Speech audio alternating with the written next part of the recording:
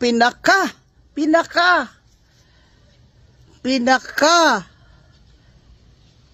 corrupt na budget sa buong mundo at history ng Pilipinas. At sino ang chairman ng appropriations?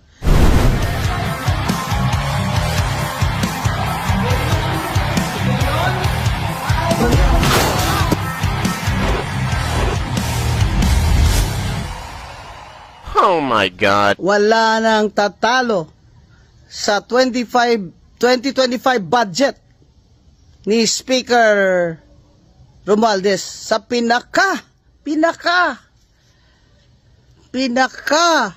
corrupt na budget sa buong mundo at history ng Pilipinas. At sino ang chairman ng appropriations ni Speaker Romualdez? Si Saldico na siyang number 1 representative at founder ng Ako Bicol Party List dyan sa Naga. Ngayon, yung mga tao, pinapauwi na si Saldico kasi namimiss na natin siya. Kaya, itong si Congressman Saldico, matagal na itong congressman eh. Siya pa nga presidente ng party list, foundation.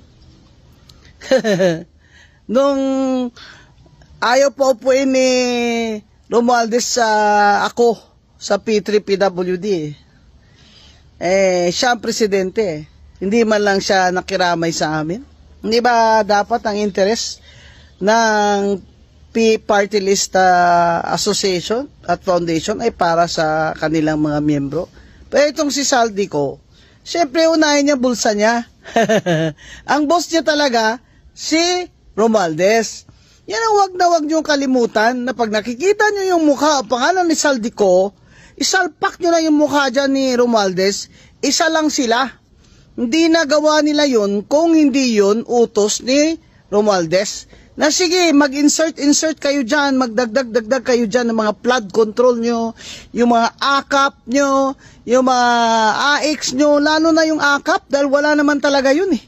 Ginawa-gawa lang nila yun ng 2025. At ito namang si President BBM. Sir, appreciate ko talaga yung iyak-iyak ka ngayon, tumutulo na luha mo sa awa mo sa mga tao. Yung awa mo, ilagay mo sa galit mo. Ipahuli mo na yan si Saldico pag uwi dito. Papailan mo na ngayon ng plunder yan. Total, SunWest naman talaga yan at Triton eh. May ebidensya ka naman, ikaw presidente eh. Sa utos mo lang yan, sa DPWs, tsaka DBM, tsaka COA eh. Tapos na yung si Saldico na yan, pag uwi dito, may plunder na. Walang piyansa. Kakanta yan, Mr. President.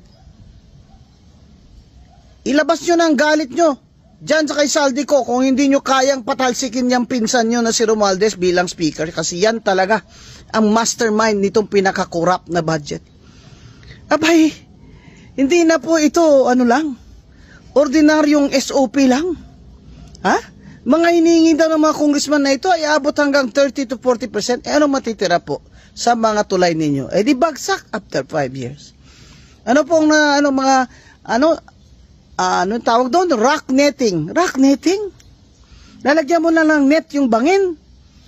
Bilyon-bilyon na flood control na paulit-ulit lang nilalagay sa budget ng DPWH at hindi naman daw napansin ng Department of Budget and Management. Niluloko niya naman ang taong bayan eh. Hindi nyo ba ma-computerize yan?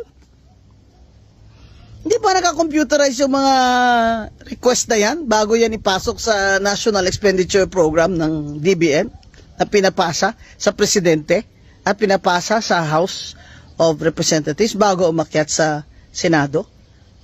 Ano naman po ang katungkulan ni Senator Grace po? Itanong na po natin siya kasi wala pong nagtatanong sa kanya.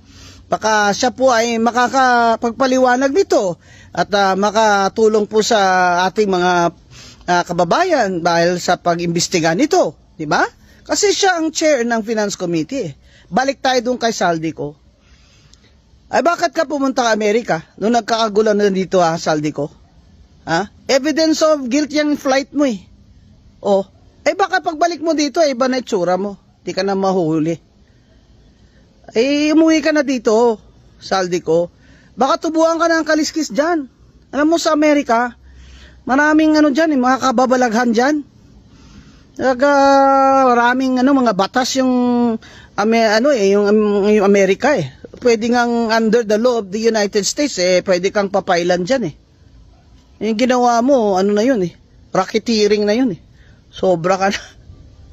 Sana may makahanap na mga law sa Amerika na nilabag mo.